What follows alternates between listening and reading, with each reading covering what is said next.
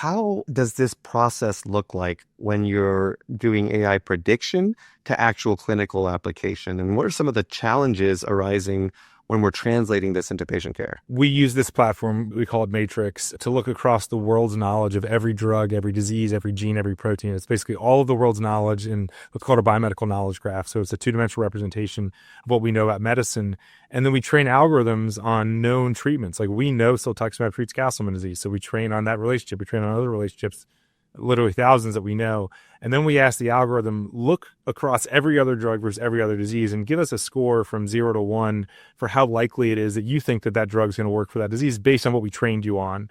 And so we get things that are close to 0, which means that are unlikely to work, and things close to 1.99s that the algorithm thinks are likely to work. And so we do that across all 4,000 drugs, all 18,000 diseases. So it's about 75 million scores that we generate. And then us humans can look at the things that score highly. Like, what is AI saying is likely to work?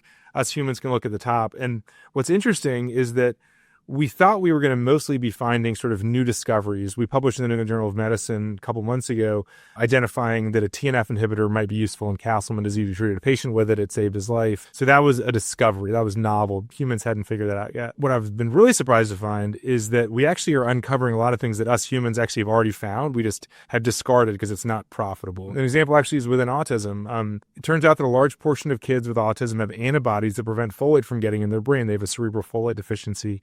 And there's a medicine called leucovorin, which bypasses that cerebral folate deficiency and goes through what's called the RFC, the reduced folate channel. And you actually get folate into these kids' brains. And there have been 3 randomized controlled trials showing improvement in verbal communication in these kids. It's by no means a cure. It's by no means, all of those, words that we all look for. But it certainly helps to improve communication in kids that have autism, which is meaningful. There's been really no uptake at all of this medicine. And there's a blood testing to help to predict cases that are likely to benefit. And so this highlights how when you use an all versus all approach, look across every drug and every disease, I never would have said, let's focus on this disease or this drug and let's see what we find the match for. But if you take this completely disease and drug agnostic approach, you can let the algorithm and let AI tell you where to focus. And what I think is exciting about that, to your point, is that you've got some cases like adalimumab for Castleman's where it's a stretch, it's a discovery. Really, hold on to your safety belts while you're deciding whether to try this in humans. And that's the stretch of AI. But also AI is really good at just finding patterns and things that us humans have already found, but putting a spotlight on it, saying, you humans, you should look more here.